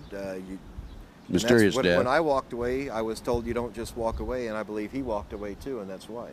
Right, mysterious death. Another person who was there who oversaw all of our finances now runs the Judicial Oversight Committee in the William United Hyde? States Congress. Henry Hyde. Henry Hyde. Uncle Henry. Henry Hyde, U.S. Congressman from Illinois. That's the man. So you think you're going to get judicial parity? I don't think so. That reminds me, Chip. I have some other names I could run by you, but I won't put you on the spot, okay? I appreciate that, Ted. Let's see. He's a man. I'm not going to call him. I met him in the White House myself on one occasion. Not General Haig, but somebody else. Let's see. That was 1973 for me. I had another thought that I wanted to bring up, and I'll remember it down the road. Well, here. you had asked me earlier what I'm doing these days, and let me tell you what I'm doing. You know, being a spook by trade, you can't just walk away. You can't just give it up. And you asked me what I'm doing on your radio show. What are your plans? And right now, I'm working as the two-county coordinator for the American Red Cross. And the reason I'm working as a two-county coordinator in Florida for the American Red Cross is it gives me the opportunity to interface directly with probably one of the darkest organizations the United States has ever seen, and that's FEMA. Oh, we know about FEMA. So I've been able to effectively infiltrate FEMA. I'm the person who deals directly with them in all issues and sit in meetings with them, and little did they know that they had a spook in their midst. They know it now. Yeah, they know it now. I told them last week in my last meeting with them.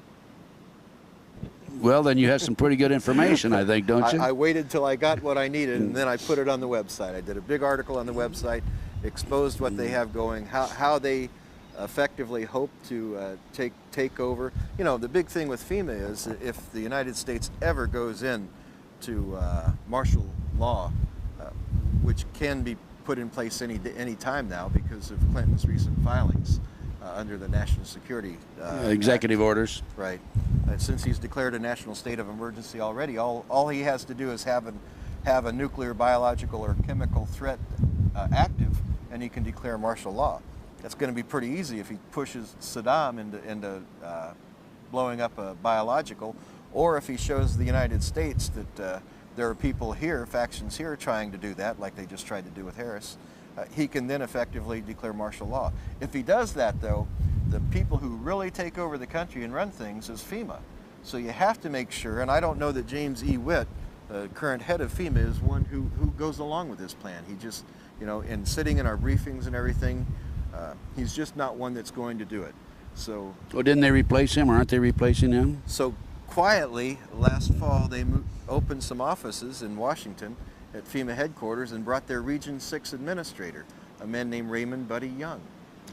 Oh, we mentioned him earlier, right? Bill Security Clinton's officer. Security chief. That's right. Is taking over FEMA. Well, we'll see what happens in the future. Of course, we know FEMA is Federal Emergency Management Agency, and they have they take precedent over all law enforcement, federal and local, And in the event of military. and military in the event of a national emergency. That's correct. What a very clever plan devised by. That was originally set up by Bush, wasn't it? Yeah, it actually came from years ago. And if folks would ever want to go to the website and read that article, it's available there. It's called FEMA, the Dark Underbelly. What's your website? It's if they'll go to www.2.net and then just click on the Black Ops at the bottom of the page, they'll go right to the website. What about prison camps? You had information about prison camps. When we would fly cross country in Black Ops, in Special Ops, we would normally RO in at different areas. Nellis Air Force Base was one. A lot of military bases where they have large encampment areas that are built. We would RO in, we'd stay in those encampment areas. High security encampment areas, no cargo inside. They aren't built for cargo. They aren't built to store things. They're built for people. What they intend on doing with that, I don't know, but they're in place. How many prison camps would you say? You know, I know of 5 or 6 that I saw. I also know that the United States Bureau of Prisons is in the process of acquiring land across the U.S. In Coleman, Florida. They just acquired 1,200 acres for a prison, and they don't need near that for a prison. That's a big area. Well, they already have a prison, in federal prison in Coleman, Florida. Yeah, that's correct. There's a political prisoner there named Michael Reconnaissouta, who I'm in contact with regularly. Right. Ex-agency also, by the way. Well, you know, in Texas, there are 8 prisons that have been built in recent years. They are staffed, but there's no inmates there. Is that the case in the prison camps that you were in? Yeah, they were staffed with security, you know, just skeleton crew security. But no inmates? No inmates, no. Watch out, be careful. It's right around the corner, it looks like. And I don't prefer the word inmates. I prefer the name prisoners or convicts. If you're convicted, you're a convict. If you're not convicted, you're a prisoner. Is there anything else you want to mention about FEMA? No, I think that's about it. It's probably one of the darkest agencies that we have. Really, its power is, they have unbridled power to do anything. You know, it takes Congress right out of the act. All Clinton has to do, or all the president, whoever it may be, has to do is from time to time report to Congress. That means he can send a 3x5 card to them, say, hey guys, things are fine and dandy. Come on back to work someday, but not today. What about Rothschild, Rockefeller? Do you have any connections there? The CIA and some of the cool. Not the CIA. Rockefeller. Let me see. I keep forgetting about the mic. How about the Rockefeller, Rothschilds, and that bunch? Do you have anything that would tie them into the CIA operation, covert operation? Not CIA, but in Black Ops and when we talk about the G7 meetings and setting things in place, these the powerful families always have input to the politicians that they've placed in power. And so in that arena, it's very easily for them to get their own desires taken care of. On a number of occasions, we've done work for them. You're talking about Jupiter Island now? Yes. So they have representatives there? Well, sure. Do you know, I know you know about the Bilderbergers, Council of Foreign Relations, Trilateral Commission. Were the representatives of those organizations there? No, when you talk about the Bilderbergers and G7, you're really talking about the same group of people, because the G7 are the politicians representing all these group of people.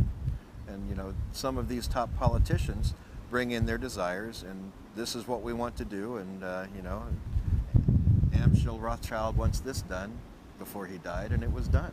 And then Rupert Murdoch put out the word to 600 of his various news outlets and said under no circumstances mention homicide, either natural causes or suicide, and of course they came out with he hung himself, and then the French police came along and said, "Wait a minute, it was murder. He was murdered."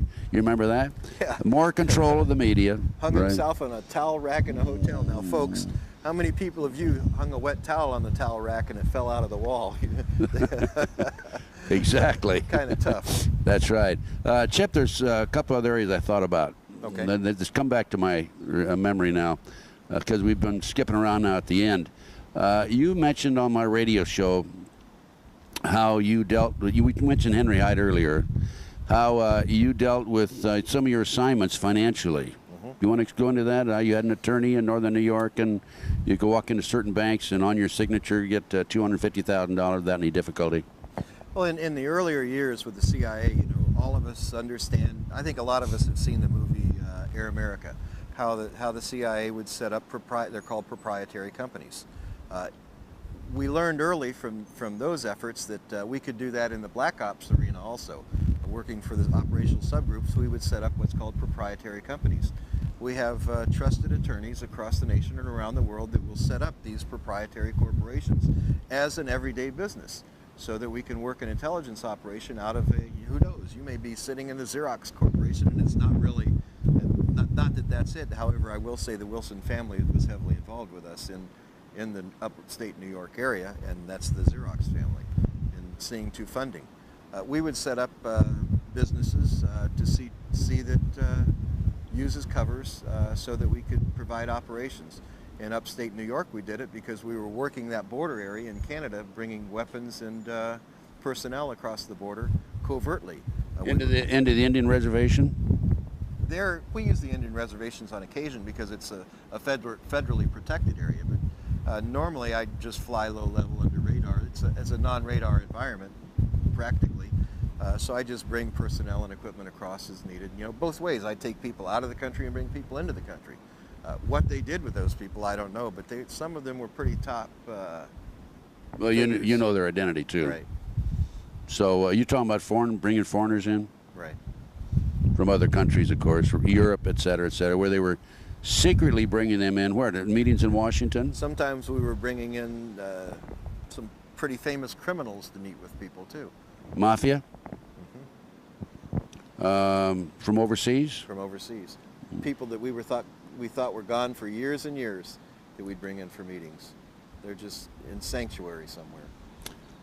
Let's go back to did I state it properly when I said on your signature you could pick up $250,000 cash? On my signature, $250,000. It was set up by an attorney out of Rochester, New York, who was a company man. Is he alive today, the attorney in Rochester, New York? No, he died. Heart attack? I don't know. But he's no longer with us. He shouldn't have had that punch. No, I will say, though, that he was ill, even when he was working with us. But I had a $250,000 line of credit. I could walk in, and the reason we had that is these missions, they're not cheap. You have to hire your assets in, and I would have to pay men from $25,000 to $50,000 per mission to work for us, and that's how it was done. It was done with cash. We don't no say paper trail. Where's your checking account? Here's your at the end of each month. They didn't get a what's it called, a pay stub showing them their withholding and everything. No, yeah, no IRS problem. At least that way, right? That's what I love about the media. You read about black operations, and the media always wants to say, "Well, I want to see your pay stub from that." Well, these guys are just about brainless. I don't know any other way to say it. And now speaking of Henry Hyde, we talked about him earlier. He was the one that kept track of your $250,000 withdrawals. Well, he set up the account and got the line of credit for us. And he could do that because he was heavily involved in the banking industry. Where the guarantees for that money came from, I don't know. But I know that they always had to have a participating banker in the bank that we used. And this particular banker was one of the vice presidents of commercial lending. So, Chip, let's go back now. And you were asked to coordinate an operation against a fellow American at one point, and that's when you, according to your previous interviews with me on the radio, decided you had enough. Tell us about the meeting that you attended where you announced that. Well, you know, Ted, this was simply the final straw. I had been asked on numerous occasions to participate in operations against American citizens. From the time I joined the operations subgroups in '86, they targeted U.S. citizens, they targeted foreign citizens, and in the intelligence community, fair game for us, our targets were what we thought of as criminals, intelligence officers, and politicians around the world that we target to influence outcomes of certain things. But when they started targeting U.S. citizens, you know, having been a target at one time myself in Vietnam, I was a target. You're a little sensitive then. I'm very sensitive when it came to that, and I told. Not to mention when they targeted Nancy. Yeah, that's right. That was it. I'll tell you. That brought broke. my wrath. That's it, right? When, Okay. when I was and good asked, for you. Huh? When I was asked in '92 to see to it that Ross Perot was neutralized, and when I say neutralized, it means that we can intimidate him, we could coerce him, which is a little stronger, more strong-arm tactics, or we could terminate him. And the man who actually gave the order to do that was George Bush, the President of the United States. And this was in a meeting you attended. It was in Jupiter Island. He wanted Ross Perot neutralized. I went to a friend who's a federal officer. I walked out that day. I dropped a tape on the table. It had been my insurance policy, and I so that they could see what I had, I let them know, this is what I have. If I die, it'll come forward. Now this is you're in a meeting and you said, I've had it, this is enough. Put the tape down, hey guys, I'm leaving, you left. Do you think that they reviewed the tape immediately? I bet they couldn't get it in a VCR quick enough. I would imagine they had a stampede right behind you with the tape in hand. I talked to Colby. The first VCR machine. I talked to Bill after that. He was in the meeting, and he said that they just looked at each other stunned at first. They just couldn't believe it, because Bill told me on the spot. He said, Chip, you can't walk away from black operations. And that's when I put it down and a smile came across his face, because he's the one that told me to do it. He's the one that taught me to make it. They told you how to do it, huh? He knew on all those meetings what I was doing. You know, here I'd sit there with a briefcase, pointing the briefcase. It was pretty obvious to him. He and I were the only real spooks in the meeting, that, you know, other than some of the other... You were the only two real loyal Americans then, weren't you? Well, yeah, others were Mossad agents and so forth, but they're protected by this too. Most of the guys in the OSGs are protected. When I say that there's 8 different officers, they're not necessarily U.S. officers. What are the other countries represented there? The Mossad, and British intelligence. Those 3 entities are compile the 8 men that protects right now. Wait a minute, the Mossad, British and American? The Mossad, British, and American. But didn't you have other countries represented there? We had Danish intelligence, we had Turkish intelligence, yeah. But that was, sometimes Australians, you know, had input in, but that was about it. Well, I think they had Australians because they could shoot over to China pretty quick. I have good information that the CIA was responsible for let's say eliminating one of the Australian forms of government and bringing in their own people. Do you remember that? Yeah, I remember that. Yeah, I have some other contacts of my own that have told me that before. And by the way, I no longer receive Christmas cards from that fellow anymore. Since I went public. Since you went public with it? Yeah. All heart, Ted. Oh, my Christmas card list has dropped drastically. It went from like that down to about like that when you stack the cards one on one. But I don't worry about that. Neither do you. No, because we know we're doing the right thing. Chip, there were some other questions I wanted to ask you. Chip. Ted. Hey, wait a minute. How do I know you're telling me the truth? Because you like me, Ted. Now, I hugged Nancy, but I'm not going to hug you. No, Chip, what I'm telling you, the answer I want to that is... I can give you an answer. I know you can. That's why I asked it. Okay. Tell me. Tell them. I'm telling the truth because I have it documented. You don't have to take my word for it. It's documented. It's not only documented in the documents here, it's also documented in federal documents. Oh, it is. Court case. Tell us about that. There's a federal trial that took place. During that federal trial, the SEPA briefing, everything was put in place. There are transcripts to that available to the public. All you have to do is do a filing, Freedom of Information Act filing, but you really don't even have to do that. You can walk right into the federal courts in Tampa, Florida, pay your $25 to the clerk and get copies of it without even putting a filing in, because that judge made sure that that SEPA briefing wasn't classified. Chip, you're the only you don't have ex-CIA. You're the only CIA agent that I've known, and I've known a few of them through the years, who can come forward and say, it's documented, the CIA admits that I worked for them. That's in that document, right? It's in the document. Yeah.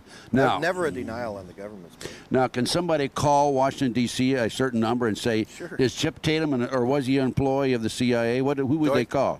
Gene Tatum Jr., just call the personnel office at Langley. On the documents is my Social Security number at Tampa. You can get the Social Security number. You can actually get the case number from the court and use that and find out if I was an employee. Okay. It's pretty cut and dry. There's no denying who I worked for. No, yeah, right. Okay, but you're the only the one. only thing that they can deny is what I have to say. But they always deny it, or they say sure. we have no record, and Sure. the CIA agents are not allowed to even identify themselves as CIA. Let's face it. Well, and that's law. That's by law, right? That's by law. Yeah. Sure. So if some guys go, because this federal judge made this ruling, it's not and law. some guy goes around saying I'm a CIA agent, don't believe him. Yeah. No. Isn't that right? That's right. And I've heard of this. Okay, before we discuss Nixon's darkest secret book, we've already talked about Tatum Chronicles. And Nixon's darkest secret is Operation Red Rock. Operation Red Rock, right? which we went in detail right in the beginning. You bet. Are there any other comments you want to make or anything else you want to discuss? Well, we've sent Operation Red Rock out to publishers around the United States, but there's some liability problems because I named the names, and these are pretty powerful guys. A couple of them are still alive, so it's difficult for them to do the publishing, so we've self-published. But the remarks that I get back from everyone, including Hollywood, is this is one of the best reads we've ever had. Oh, are you kidding? Really, what a great an movie. Exciting book. Yeah, what a great movie. So we do have someone who's willing to go forward with a movie on Operation Red Rock now, but we're going to have to fictionalize it a little bit so that there's not that liability. Are you going to have a movie of it? Yes. Oh, great. Yep. There'll be a movie within the next couple of years, I'll say. Ah, great. Fantastic. And they can get that by calling our 1-800 number, 800-201-7892, and ask for extension 58.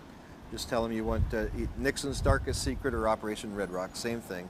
That's one of the darkest secrets of Nixon's life, the fact that he ordered 13 American soldiers murdered. And, of course, they can also order the Tatum Chronicles. Those Tatum Chronicles got me charged with treason, Ted, and thrown in prison for 2 years. I think it's worth looking at if you people would like to order the Tatum Chronicles. Again, 1-800-201-7892. Make copies of the documents, give them to the media. Challenge anybody. Show me where they're wrong. They can't do it. Okay, also, folks, you can purchase this video. I know you're looking at it right now, but if you want some for your friends, or your friends want to purchase this video, call 1-800-201-7892. Extension 58, and it's available. Just talk to the operators. They take MasterCard, Visa, and personal checks. And I will also make these available through my flyer and catalog and so forth. So we'll two-time them, Chip. You bet. Get it out around the world. That's right. Okay, listen. Congratulations, Chip. It's always a pleasure talking to you. We'll have another 26-hour interview on my radio show in the future. Okay. Every time I talk to this man, he comes out with some new information. But thanks for appearing on the Thanks, Ted. on the mic and in front of the video. And God bless you. You're a great American. And I'm real proud to say that I know you and have really worked with you indirectly. Thanks. Let me say one last thing. Marine Recon all the way, boys. Yes. Thank you, Marine Recon. See you later, folks.